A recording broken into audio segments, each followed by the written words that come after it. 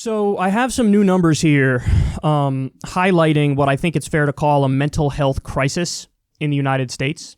So this is from Axios. 34% of poll respondents said that their mental health is excellent. Only 34% self-describe their mental health as excellent. Now, I don't know. It's tough to put that in context, right? We don't know.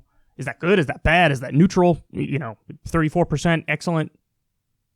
It's just up in the air what that is, right? Well, to put that in context, I'll tell you that that's a drop from 43% a year ago. That's a pretty big drop. That's a 9% drop in just a year. And obviously we know what happened in that year. A significantly higher number, 76%, said that their mental health is either good or excellent. But again, that's still a 9-point drop from 2019. 18% said their mental health is just fair, and 5% said it was poor. So let's do the math on that. 23%. I'm an idiot. And I'm literally have the worst math mind on the planet. That's obvious. Anybody who's watched the show for a long time knows that. My math mind is embarrassingly bad. So almost a quarter of Americans say, my mental health is either fair or poor. So I would put that on the not great end of the spectrum. And remember, this is self-reporting. And, I guess it's up to you to determine how much you trust self-reporting from people on issues like this. I actually understand both sides of that argument. I understand when people say, I don't really trust people telling you what their state of mind is or their emotions are, because people might just not tell the truth.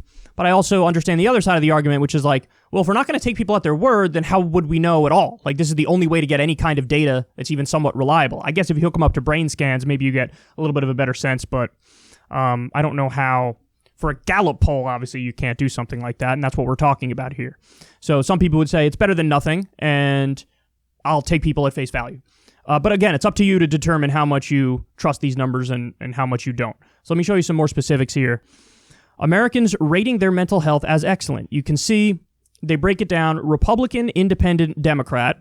So for Republicans, there's been a 15-point drop. 15-point drop in people describing their mental health as excellent. Independent, 11-point drop. Democrats, only a 1-point drop. Now, look at the overall numbers, though, because I think that paints a more important picture. So it was 56% of Republicans who said, they're mentally healthy or their mental health is excellent. Now it's 41%. So it's still almost half of Republicans who would describe their mental health as excellent. For independents, it was 44%. Now it's 32% of independents that say they have excellent mental health. And for Democrats, it was just 30%. Now it's 29%. So funny enough, one of the takeaways here is that even though there was a bigger drop among Republicans, overall, Democrats self-describe as having worse mental health than Republicans. And, take away from that whatever you want. Is that nature? Is that nurture? Like, what leads into that? Is it because you have a lot of evangelical fundamentalists who are Republicans, and as a general rule, religious people score better on some mental health issues? I don't know. And again, I'm referring to, there was a study that showed that people who are at the end of their lives, if they have faith, they tend to fare better than people who really don't have faith.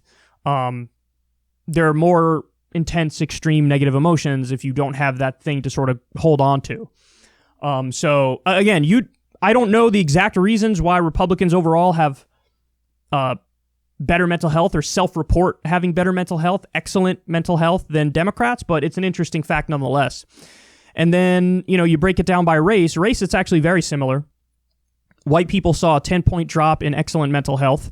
Black people, or non-white people, I should say, saw an 8-point drop.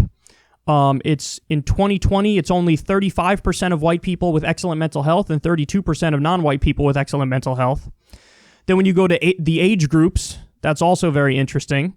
You have a 9-point drop among the young. Then you have an 8-point drop among 30 to 49-year-olds, 9-point drop 50 to 64-year-olds, 10-point drop 65 plus. And you could see the numbers here. This is respectively from youngest to oldest. 28% say they have excellent mental health, 18 to 29. 32% say they have excellent mental health. That's 30 to 49. 42% say they have excellent mental health. That's 50 to 64. Happiest group, probably because they have all the goddamn money. And 65 plus is 34% say they have excellent mental health. And then even you could see when it comes to income level, I think this is actually a really interesting and important number, and it tells you quite a bit. For household income under $40,000, there was a 6-point drop in excellent mental health. 40,000 to 99,900, a 12-point drop. And then 100,000 or more, there was a 12-point drop. So there was a bigger drop among the wealthier people, but they also started from a much higher position as well. So like for people who make less than $40,000, it was 33% of them who had excellent mental health. Now it's 27%. For 40,000 to about 100,000, it was 43% who said they had excellent mental health. Now it's 31%. And then 100,000 or more, it was 57% that said they had excellent mental health. Now it's 45%. So it's still that the wealthy have much better, mental health prospects overall. So, I mean, this gets into one of the age-old questions, right? One of the age-old questions is, does money buy happiness? And the answer really is to an extent, yes. To an extent, yes. Now, I've seen studies, and we've reported on them on this show. There's some contradictory evidence out there and some contradictory studies, but the one that stuck with me was up to a point, money does buy happiness because it allows you to be comfortable and not stress and have nerves and anxiety over just getting by and just paying the bills. And once you relieve that burden, it is a sigh of relief for people and it allows them to be happier. So the study that I saw is that money up to $75,000 a year, there's an increasing level of happiness up to $75,000 a year. And then once you hit that 75,000 number, the happiness sort of tapers off and it's like you've maxed out on your happiness based off income. So, and the takeaway from that is, the hypothesis from that is, again, what I just described, which is as long as you can be comfortable enough to pay your bills and get by, you're going to sort of max out on how much income can bring you happiness. So somebody who makes $100,000 a year versus somebody who makes $2 million a year, that $2 million, you're not just happier because of that $2 million.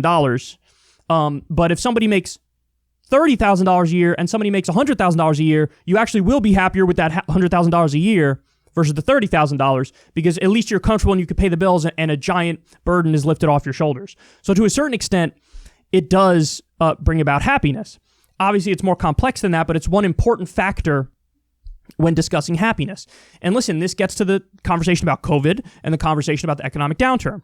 Yes, one of the reasons why you're now seeing an increase in mental health problems and diseases of despair, as they call it, like addiction, is because people don't have hope and they don't have future prospects. And when you lock human beings down who are social animals and you remove the social aspect from them to a large degree, there are going to be negative consequences associated with that. So you have the pandemic, you have 280,000 Americans who are dead, you have millions infected with the virus. And then you also have the economic shutdown and less socialization between people. It really is sort of the perfect storm to make it so that people are going to be less happy. Now, is it all economic? Of course not. Is the economic part a big piece of the puzzle? Yes, it is. It absolutely is. It turns out when you give people material well-being, they tend to fare better psychologically and mentally. But the thing about this crisis, which again is both fascinating and devastating, is that it hit people at every level of need that they have. So there's the hierarchy of need that a psychologist gave us, I think Maslow or something like that his name is, and it's really interesting. So you have, at the bottom, you have the physiological needs. So you need food and water and you need a roof over your head, right? Then you have safety and security is right above that. Which I guess you could also put a roof over your head in that one as well, along with some degree of income so you can pay the bills. Then you need love and belonging or community. That's just above that. Then you have self-esteem is above that. And then you have self-actualization, which is the top of the pyramid. But the thing about the COVID crisis and the economic downturn is it really did sort of attack that hierarchy of need on every single level. So, physiological need. Yeah, we've covered stories. Even though we have some eviction bans still in place, some people are still getting evicted in the middle of a pandemic. So that's going to hit at the very base of the pyramid, your physiological needs, your biological needs. That's devastating. 28 million people on the brink of homelessness. I mean, that's out of this world. It was 10 million who lost their homes in the housing crisis in 2008. So it's hitting there as well, hitting for physiological, hitting for safety, for love and belonging. It's hitting people because when you're locked inside all day, it's tougher to get that sense of community. It's tough to see people, talk to them, feel a connection. Hitting on self-esteem because I'm sure things that you would do as a community, whether it's going to church or whether it's some sort of sporting event, where you can develop self-esteem and develop an identity and be part of a team and play a sport. It's hitting you there because you're not getting those activities as much. And then for self-actualization as well, it's hitting because if you don't have the basic needs met, how the hell can you self-actualize and really become the best version of yourself? And when society is sort of shut down because it has to be shut down because of a deadly virus, how are you going to fulfill that need when so much of society just isn't functioning and there's no outlet for that stuff?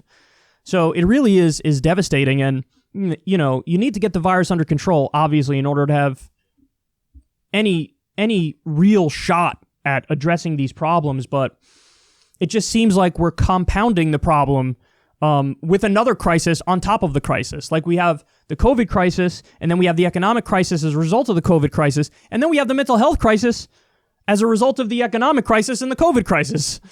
So it's just, everything is just, people just keep getting slapped in the face and getting their eyes spit in, and it's like, how do you begin to untangle such a complex weave of problems? And it's not easy. It's not easy, and it requires good governance. It requires intelligence, poise, discipline, and we're just not in a place where we're doing that effectively and efficiently.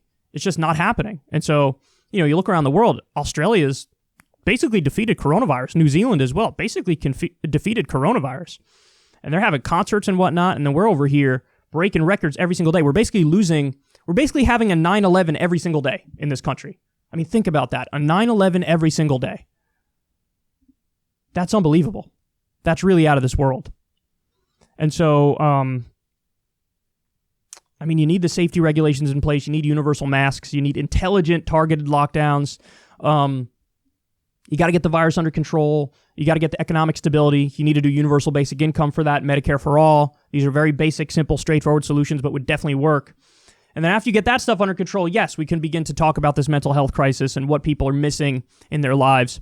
I do think our hyper-individualistic society was already causing mental health problems. And then now the hyper-individualism has been put on steroids and human growth hormone because we're forced to be more like that because of the pandemic and because society had to at least half shut down.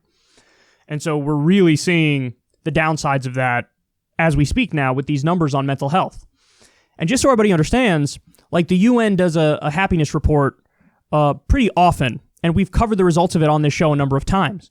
And as a general rule, it's the Scandinavian countries that do better than everybody else when it comes to mental health. And it's like, well, what did they have that we don't have? How are we lacking where they're doing well? And I actually think the answer is very straightforward and very simple. On the one hand, they have vibrant, thriving social democracies where you have a real strong social safety net where very few people, if anybody, really falls through the cracks. So a lot of these countries have universal health care, they have free college, universal education, they have paid vacation time by law, higher wages, everybody's in a union in some of the Scandinavian countries. So there's that. There's the economic security angle of it, but then there's also that sense of community. That sense of community, which we really don't have here. We have hyper-individualism here. And I think in order for people to feel more fulfilled and happy, they don't even necessarily realize it and know it. But that's an important part of being a human being, is finding some sort of community where you can feel like you're at home and where you can find yourself and find your identity. And we've sort of ignored that part of our psychological needs for a long time. And the results are devastating. And I don't care how you find that community. If it's a church group, if it's sports, if it's some, niche thing online, and then you go to the conventions for whatever game it might be, or it doesn't matter. But people sort of need that. And we don't get that as much here. Whereas the healthier countries, they have the economic security brought about by social democracy, and they have that feeling of belonging and like what they're doing matters. And then on the individual level, you also need meaning and purpose, which is a much longer conversation than we're going to get into for purposes of this segment. But basically, the point of this segment is to point out that at every level of society, we're degrading at this point. Some of it's self-imposed, but a lot of it's not self-imposed. And we have to stop this slide in the wrong direction, because I shudder at the thought of how bad it could really get.